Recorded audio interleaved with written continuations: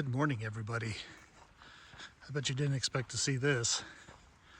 Those are my dogs, which means I'm back home. And spoiler alert, I'm going to explain what's going on, but I am not done with the trail. Okay, so get that out right in the beginning. But I am home. The last day I hiked on the PCT was 17th, Wednesday, all day, and got into Idlewild. And then I'm returning Saturday the 27th. And to be frank, I was done. I had a very bad day. They say don't quit on a bad day. Several people close to me actually made that comment when I told them I was done. I knew better. I said I wasn't quitting on a bad day, but it really took probably 4 or 5 days for me to figure out how everything just accumulated for me to have that mindset. And then also to tell you that it only took me a day and a half basically to calm down and realize that I wasn't actually done. So but I had a lot of logistical things to do. Big huge shout out to Eric from Idaho. He's my hiking partner on previous week-long hikes. Okay, so logistically, and to get into the weeds a little bit about what happened to me. So basically, the last 2 days were very strenuous for me. The snow was kind of the accumulation of all of that post-holing. I hit the snow right at the wrong time, right around 11:30 or 12:30 in the afternoon. So, the snow was as soft as it could be. I fell twice over that long period of time, but I bent my left pole at 90 degrees and my right pole probably at 45 degrees. Tried to get those bent back, but really just wasn't successful, so I needed to get replacement parts. Now keep in mind, I'd already made arrangements to come home from saying that I was done. I'd been dealing with, I don't even think I mentioned it, but I had a leak in my air mattress for the last 3 nights. And I knew that I could repair it, but I had that going on. And then there's a clasp on my shorts that's spring loaded, and it basically keeps them tight, and that broke.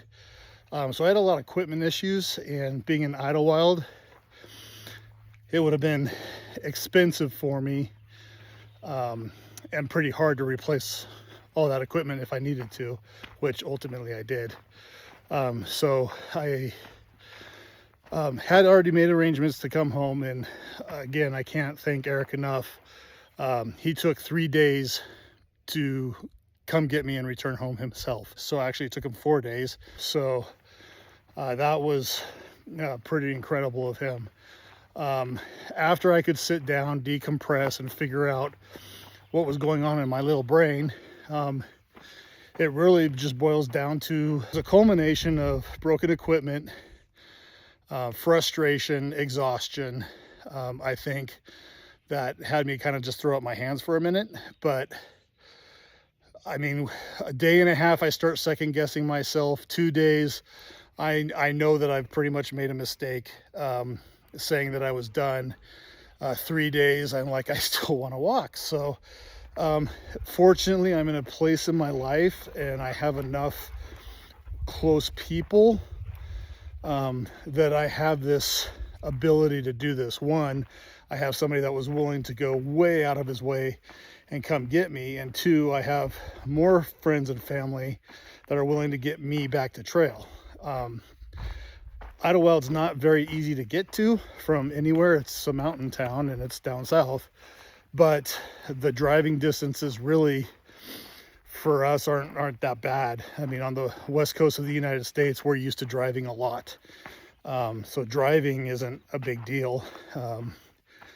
Jim the rancher is going to help me get back down, and he basically commutes for his work to another state. So it's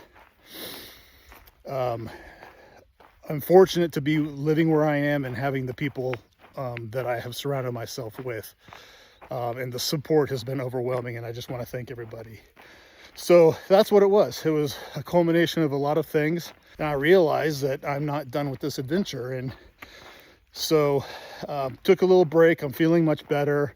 I actually had some numbness in my toe area, but on the outside of my foot, my big toe, that I'm still actually recovering from. My feet were very, very, very swollen. So I do think the physical break is going to be beneficial to me as well. It was fantastic being with my family, and getting, it was my mom's birthday, so I got to celebrate my mom's birthday. So this was a good break, but it's time to get back on trail. And so I'm going to do that.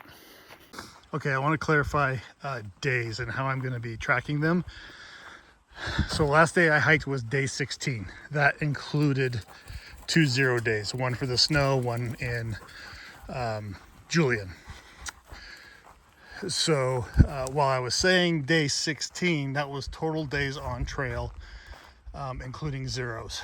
Well, now, having had 9 more zeros, the total becomes 11. So if I were to say it is day 24 when I start again, and it's actually only walking day 15, that's a big difference. And I want to try to make it as, I guess, clear as possible. So that's how I'm going to refer to it. So Saturday will be day 15, and that's not including the zeros. Now, I'll keep track of total time it took me to do the PCT, or whatever portion of it I have to do or have done. But that's how I'm going to do it. So I think that will make the mileage make a lot more sense. So I do want to wrap up how and why I ended up making the decision to get off trail and try and answer some unanswered questions so far. I had no idea when I woke up on the day of the 16th, right before Apache Peak, I was going to be quitting. I was completely happy, had no plans to quit, the thought hadn't even entered my mind.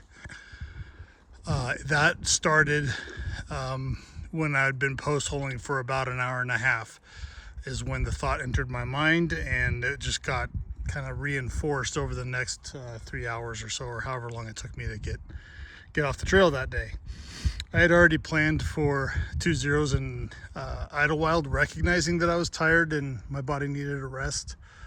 But I will say that I was just hiking every day. I really wasn't taking, other than immediate, a stock of how my body was doing. I really wasn't thinking about the level of exhaustion, and I do think that was a key part in all of this, especially basically when, for me, I was maxing out in the snow.